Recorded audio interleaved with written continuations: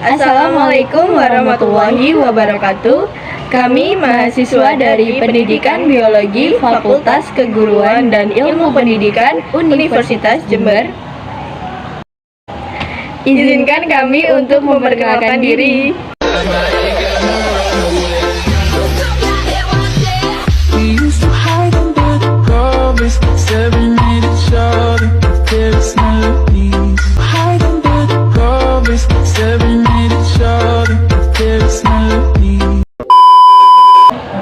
Di sini kami akan membuat video untuk memenuhi salah satu tugas mata kuliah Teknik Laboratorium dengan dosen pengampu Ibu Nadiatul Ilma Indah Safira, SSI MSI, dan Ibu Hajar Syifa Fiarani, SSI MSI. Semoga video yang kami buat bisa menambah wawasan kita terkait alat laboratorium autoklaf yang meliputi bagian-bagian dari autoklaf beserta fungsinya, cara penggunaan, beserta cara pemeliharaan autoklaf. Sebelumnya kalian tahu gak sih apa itu alat laboratorium autoklaf? Jadi, autoklaf adalah alat laboratorium yang berfungsi untuk mensterilisasikan alat dan bahan di laboratorium. Contohnya, yaitu peralatan medis kedokteran, peralatan penelitian di laboratorium, dan juga media bahan cair maupun padat. Mari ikut kami ke ruang laboratorium. Jangan lupa untuk memakai alat pelindung diri seperti memakai masker, jas laboratorium, serta alas kaki. Baik, di sini saya akan menjelaskan terkait nama beserta fungsi dari bagian-bagian yang terdapat pada autoklaf. Di sini terdapat tutup autoklaf yang digunakan untuk menutup autoklaf saat proses sterilisasi.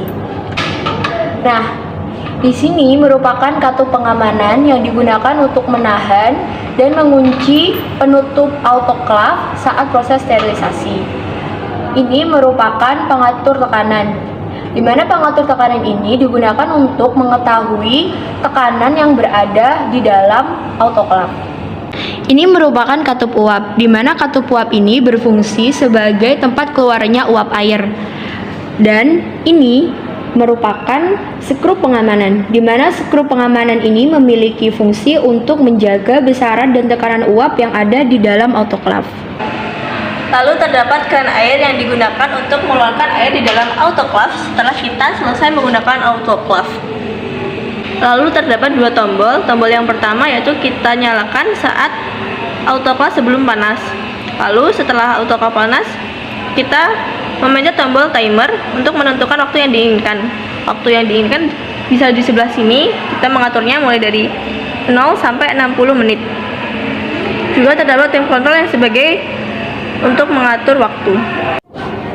Lalu terdapat colokan autoklaf untuk kita mencolokkan kepada sumber aliran listrik. Lalu terdapat lempeng sumber panas sebagai penghasil panas.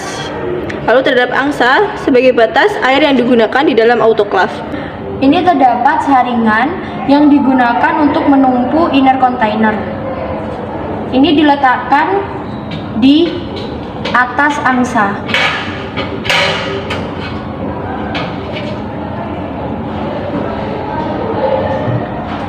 Ini merupakan inner container yang digunakan untuk meletakkan alat dan bahan yang akan disterilisasi menggunakan autoklaf. Lalu terdapat selang yang berfungsi sebagai saluran pengeluaran uap.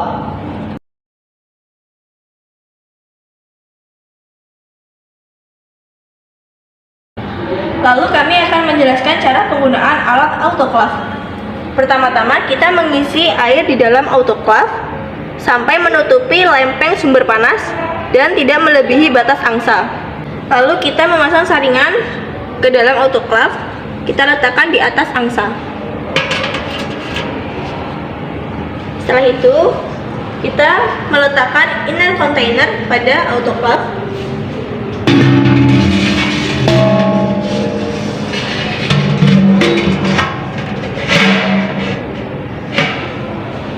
Lalu kita akan meletakkan alat atau bahan yang akan disterilisasikan pada inner container.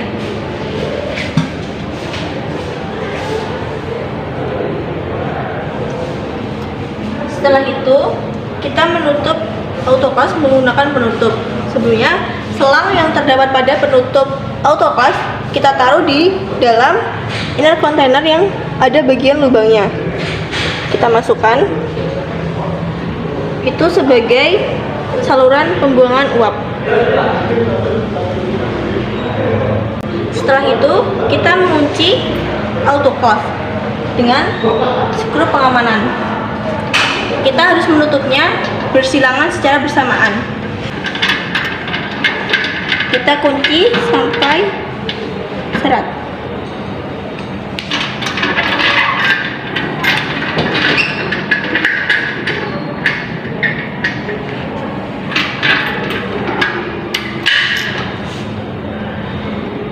Setelah autoclave tertutup rapat, maka kita mencolokkan colokannya pada sumber listrik. Sebelum autoclave panas, setelah kita colokkan tadi, kita menekan tombol perihat. Nah, nanti ketika autoclave sudah mencapai suhu yang kita inginkan, maka kita menekan tombol timer untuk menentukan waktu yang sesuai. Biasanya waktu yang digunakan yaitu 10 sampai 15 menit. Untuk memantau suhu ketika autoclave digunakan, kita bisa melihatnya melalui pengukur tekanan, di mana biasanya suhu yang digunakan itu antara 120 derajat hingga 126 derajat.